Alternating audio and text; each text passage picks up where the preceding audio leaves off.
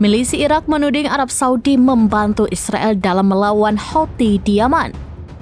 Atas informasi intelijen tersebut, milisi pro-Iran itu mengancam akan mengambil tindakan agresif terhadap Riyadh.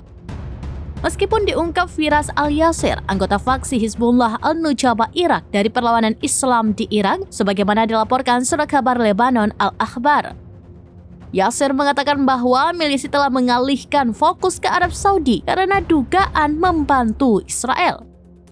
Lebih lanjut, informasi intelijen lain yang didapat Nasir, yakni Amerika Serikat diam-diam ingin diskusi dengan pejabat Irak.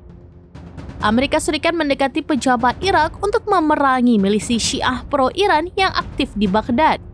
Pasalnya, milisi Irak pro-Iran aktif memerangi Israel sebagai bentuk dukungan ke Palestina. Laporan itu mengatakan kunjungan delegasi senior Amerika Serikat di Irak membahas kemungkinan penarikan pasukan dari negara itu. Kunjungan tersebut dinilai buang-buang waktu karena pasukan Amerika Serikat tidak ingin meninggalkan Irak.